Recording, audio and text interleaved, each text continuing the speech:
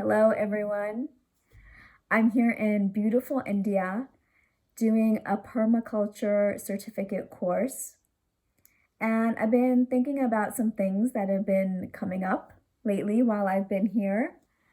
And one thing that I've been wanting to make a video on for a while now, and that is spirituality and creating a meditation practice for yourself and not for anybody else. And I see this a lot happening.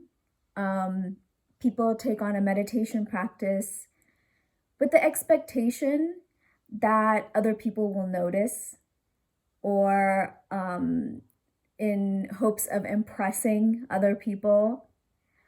And when we create a meditation practice for others, it doesn't go as well. We are not able to spiritually grow because our focus is on pleasing other people.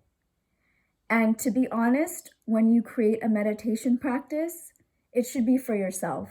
It shouldn't be for other people. Because what will end up happening is that you'll never be satisfied.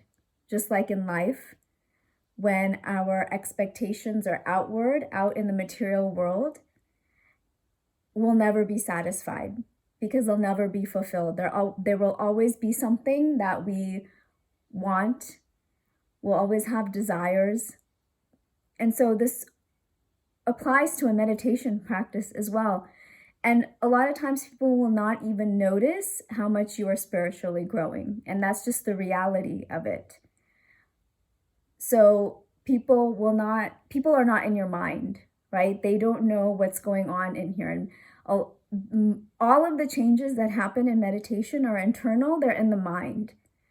And so to create a meditation practice, we create it for ourselves, for our own peace of mind, so that we can live in this world in peace. And that's important for our own self-development, our own peace of mind. And so no matter what happens externally, we're able to handle that because we've created such a state in ourselves that we're not affected by anything that happens outside of us. And this doesn't mean that, a lot of times people think that detachment means that we're not compassionate, that we don't care. No, it's actually the opposite. We're cultivating in ourselves love for all of humanity. So not just a select few. I don't like this person, but I like this person. I'll help this person, but I won't help this person. No, compassion for all beings. This is what is an outcome, it's a natural outcome of meditation. But first, we have to go inside of ourselves and be open to surrendering and be willing to let go of all of those things that are burdening our mind on a daily basis. And this includes trying to please others, trying to show others just how spiritually we have progressed. So, we can't separate these expectations or these desires in our spiritual practice either. So again, I think it's important. A lot of times we see people out in the world sort of being self-promoting their spirituality. If you want to find a true spiritual person, they will not say anything about their own practice. You will not even know what their practice is. A lot of times, they will not even share how they are progressing. So this is a true spiritual person. And it's hard for us to be able to find someone that we can help guide us when someone who is like that isn't readily available or sort of open to us in the world, right?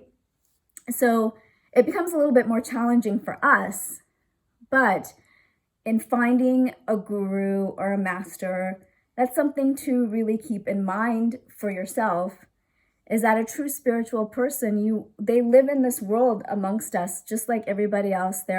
They might be working, they may be holding a job, they may have a family.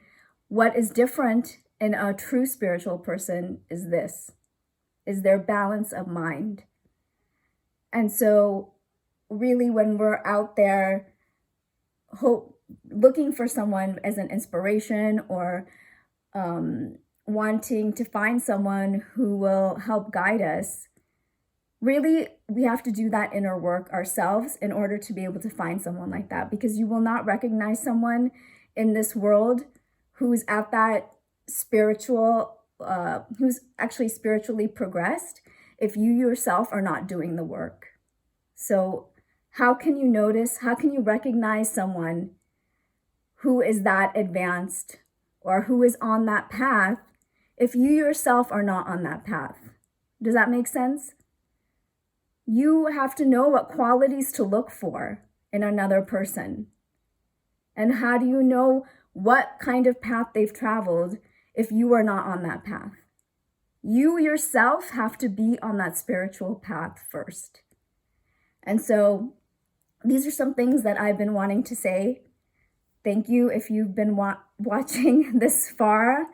I thank you. I hope that you take some of these things, sit on them, let them digest, see how it applies to you, and then just see if you can somehow incorporate them into your life, implement them, practice them, and try to continue going inward so that you can be more lifted, happier, engaged, productive in this world. Because really it takes going in to be, a spiritual person is a happy person. And because they have found that inner peace.